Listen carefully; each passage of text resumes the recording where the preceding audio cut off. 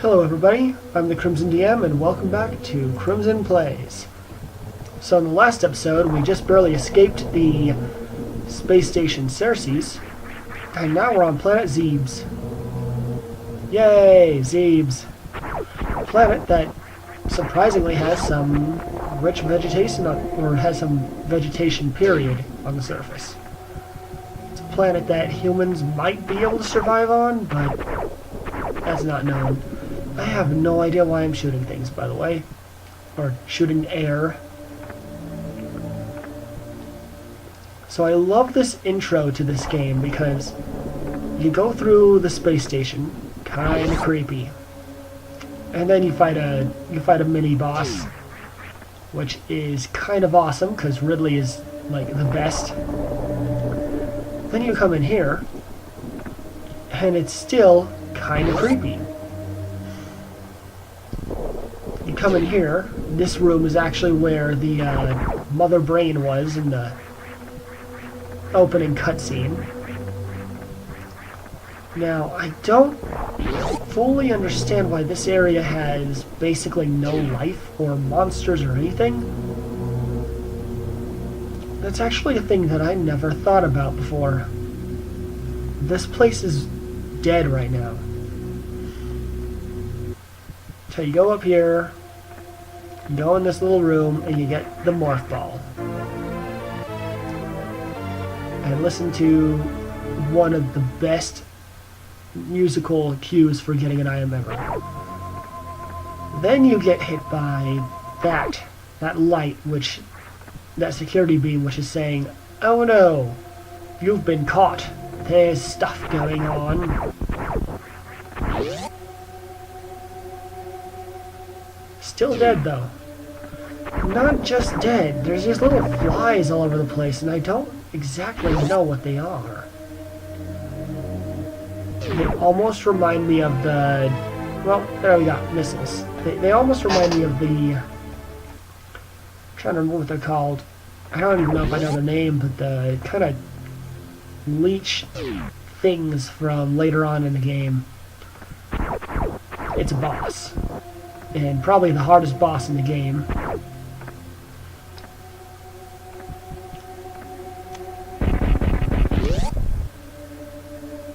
But I'm wondering what's going on now that I'm playing it as an adult. I realize that they actively made the decision to make this area empty to start with, and to use security cameras that basically never reappear.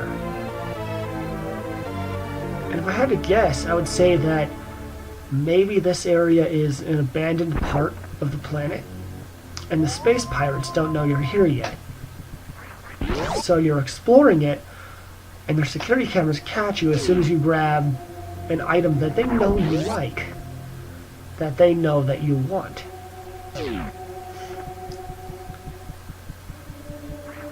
But whatever the reason is, they're here. Or you're here and they're not. And considering how close this is to the other area. And there. They set up they sent in a squad to take you down, I guess. Though of course the squad they send after you is like the weakest squad in the world. Yep, Mother Brain. And there is a secret underneath Mother Brain, but you'll see that a little bit later. Yeah, I couldn't figure out how to get in there for a minute. It's been years since I played this game.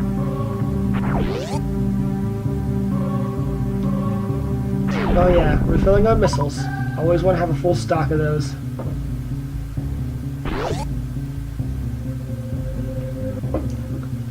So up here, we actually get to see a little bit of bad guys and fight them. And if you'll notice, the area's been brightened up. I am fairly certain that's indicative of them turning on the power and the lights to this area. I guess if they're going to come after you, they might as well have the lights on, right? That's an interesting little thing that I never thought about before. I guess when I first played this, I was such a little kid that I didn't understand that when something is put somewhere in a game, that's an intentional design choice, which means it means something. And I won't say it is always that way. I mean, there's clearly a bunch of bad games that kind of just like copy and paste like chairs all over the room. And that's kind of, well, it's usually just disgusting.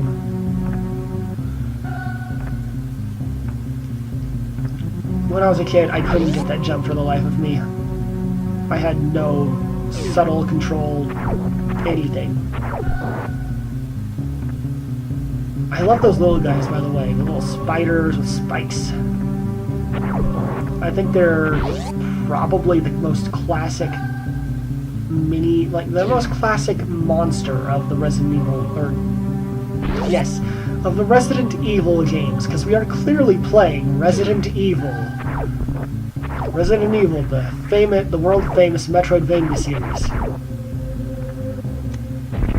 No, they're probably one of the most iconic monsters of the Metroid series. And you'll see a form of them in pretty much every Metroid game to come out. Even Metroid Fusion, which is, in my opinion, one of the better games, even though they don't give you the gravity suit till so far into it that it's pointless to even have it. Seriously, by the time you get the gravity suit in that game, it's like, what's the point? Why do you have this? What will you use it for other than this one little tiny section?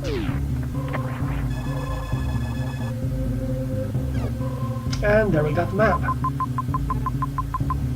Which I am so grateful that they put a map there in easy access. Of course, I suspect that they put the map there on purpose, and I mean making it there and easily accessible on purpose.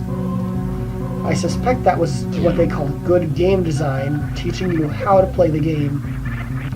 And you'll see that in the next part. They're teaching you how to play the game with the map. And not with, any text that says, push the X button to do this, which is probably one of the most demeaning sensations for a gamer. Like, I've recently been playing Rhyme for PlayStation 4, and it is probably my favorite game that I've played in the last forever. I can't even start to tell you how much I love what they've done with that game. Teaching you how to play the game without ever throwing a single text box that says push this button. Like, they don't tell you to push the X button to jump. They don't tell you to push the square button to activate stuff. They don't tell you need to move certain objects to solve a puzzle. They don't tell you that. They give you hints that you're supposed to do something with it and let you discover it yourself, making you feel like the smart one. And you'll see that I'm going to collect ammo here for a little bit, because, as I said before, you always want to stay stocked up on ammo. And health. Ammo and health. Of course, it's not always easy to do that.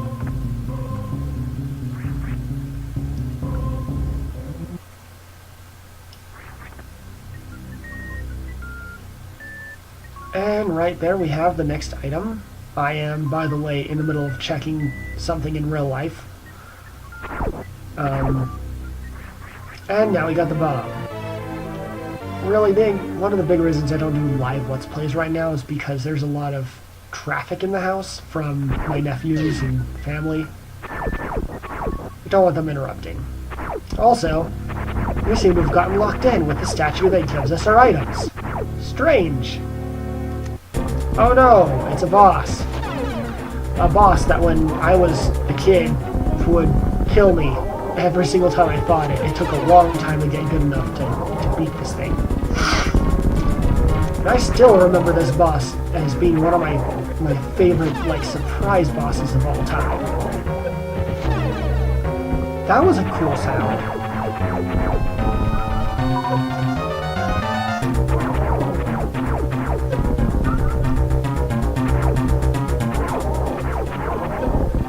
Now, what I didn't understand as a kid was that this boss actually gives you all the items, all the health and weapons you can need to defeat him. So now I can defeat him with virtually no problem, so long as I'm not playing hardcore mode.